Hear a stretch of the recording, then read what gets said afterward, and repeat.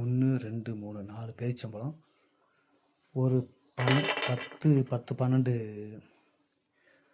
பாதாம் பருப்பு, ஒரு 12 முந்திரி பருப்பு, ஒரு வாழைப்பழம், ஒரு கிளாஸ் பால்.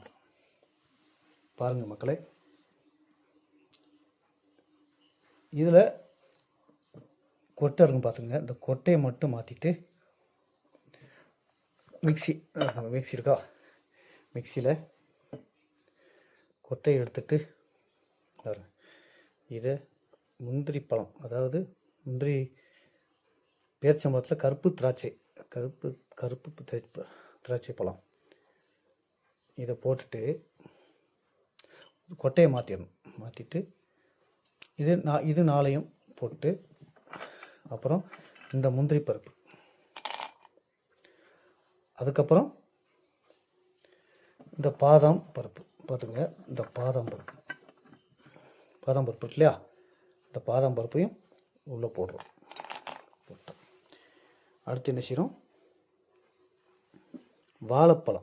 வாழைப்பழத்தை சிறுசாக கொஞ்சம் பாருங்கள்,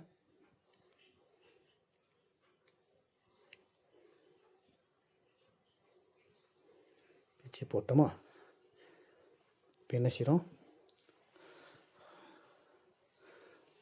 இந்த முந்திரி திராட்சை பேரிச்சம்பழம், இந்த கருப்பு பேரிச்சம்பழம் இருக்குல்ல, இதை போடுறோம்.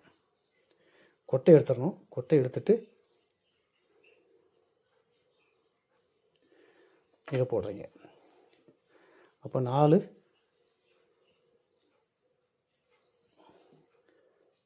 பேரிச்சம்பழம் போட்டோமா.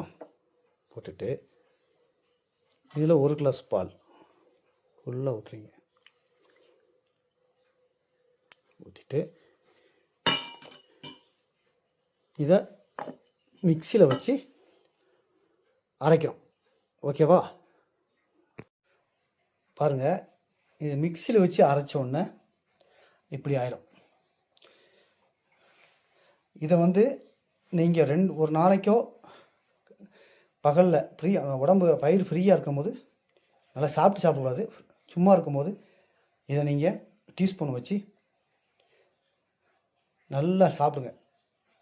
எவ்வளவோ காசு செலவு பண்ணுறோம், என்ன கொஞ்சம் இந்த முந்திரி பருப்பு, இந்த பாதாம் பருப்புக்கெல்லாம் கொஞ்சம் விலை கூடுதல் தான்.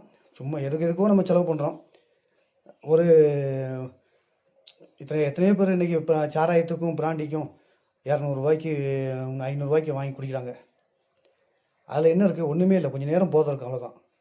ஆனால் இது மொத்தத்துக்கு 1000 ரூபா தான். இதில் ஒரு 1/2 கிலோ முந்திரி பருப்பு, 1/2 கிலோ பாதாம் பருப்பு, 1/2 கிலோ பேரிச்சம்பழம், ஒரு 1/2 கிலோ, இது எல்லாத்தையும் வாங்கி சேஃப்டி பண்ணி வீட்டில் வச்சுக்கிட்டு தினமும் நான் சொன்னபடி நீங்கள் கொஞ்சம் கொஞ்சம் சேர்த்து இதை குடிச்சு பாருங்கள்.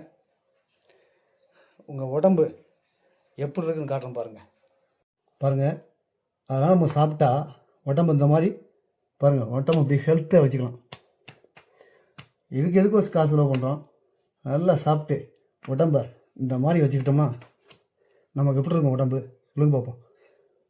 அதனால் வேஸ்ட்டாக எதுக்கு செலவு பண்ணுறீங்க காசை, வாங்கி நல்ல பொருளை வாங்கி சாப்பிட்டு உடம்பை இப்படி வைங்க, ஹெல்த்தாக பார்த்துக்குங்க. இப்படி வைக்கணும் உடம்பை, வேஸ்ட்டாக செலவு பண்ணாங்க காசை.